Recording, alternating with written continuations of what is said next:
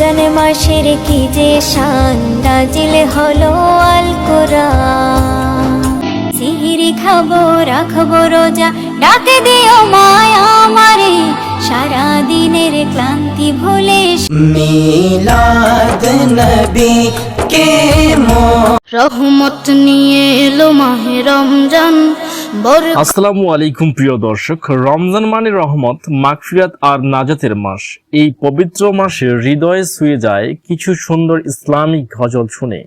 তাই আজকের ভিডিওতে আমরা আপনাদের জন্য নিয়ে এসেছি রমজানের 5টি জনপ্রিয় গজল, যা এই মাসের আরো বেশি সুন্দর ও ভাবগম্ভীর করে তুলবে। চলুন দেরি না করে শুরু করা যাক।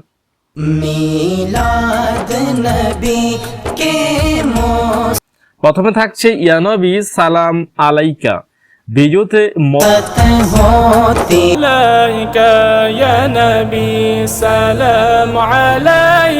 মদিনার দৃশ্য, মুসলিম উম্মাহর ইবাদত করার দৃশ্য দেখানো যেতে পারে। এই গজলটি বিশ্বজুড়ে মুসলিমদের হৃদয়ে বিশেষ স্থান করে নিয়েছে। ইয়া নবী সালাম আলাইকা হলো প্রিয় নবী হযরত মুহাম্মদ সাল্লাল্লাহু আলাইহি ওয়াসাল্লাম এর প্রতি দুরূদ ও ইসলামের এক অপূর্ব প্রকাশ। এটি শুনেই মন প্রশান্তি হয়ে যায়।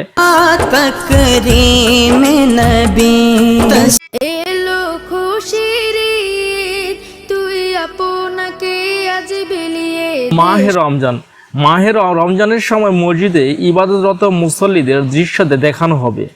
এই বিখ্যাত গজলটি রমজানের ফজিলত ও তাৎপর্য নিয়ে রচিত করা হয়েছে। তবে এতে তুলে ধরা হয়েছে কিভাবে রমজানে আমরা আত্মশুদ্ধি ও তাকওয়ার শিক্ষার গুণগত মান আমরা অর্জন করতে পারি। নম্বর 3-তে রয়েছে আমরা যার কথা শেয়ার করবো, সেটা হলো রমজান এসেছে।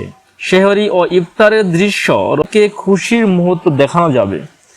এই গজলটিতে মূলত রমজানের আনন্দ ও সৌন্দর্যকে ফুটিয়ে তুলেছে। এটি শুনলে মনে হয় সত্যি রহমতের রমজান মাসের কি যে শান, নাজিল মাস চলে এসেছে। আর আমাদের উচিত এই সময়কে সঠিকভাবে কাজে লাগানো। নম্বর 4-এ থাকছে লাব্বাইকা আল্লাহুম্মা লাব্বাইকা। কাবা শরীফ ও মক্কায় তাকওয়ারত মুসলিমদের দৃশ্য। যদিও এটি মূলত হজের গজল, তবে রমজান মাসেও এটি মুসলিমদের হৃদয়ে বিশেষ আবেগ সৃষ্টি করে নিয়েছে। এটি শুনলে আল্লাহর ঘরে যাওয়ার আকাঙ্ক্ষা আরও বেড়ে যায়। সর্বশেষ আমি শেয়ার করব 5 নম্বরে, রমজানের ওই রোজার শেষে এলো খুশির ঈদ। আকাশের মাঝে দেখি ঈদের প্রস্তুতি, নতুন পোশাক, তাকবীর বলা মুসলিমদের দৃশ্য দেখানো হবে এই গজলের উপর।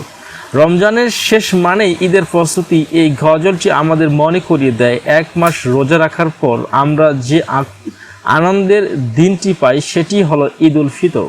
তো প্রিয় দর্শক, এই ছিল আমাদের আজকের ভিডিও।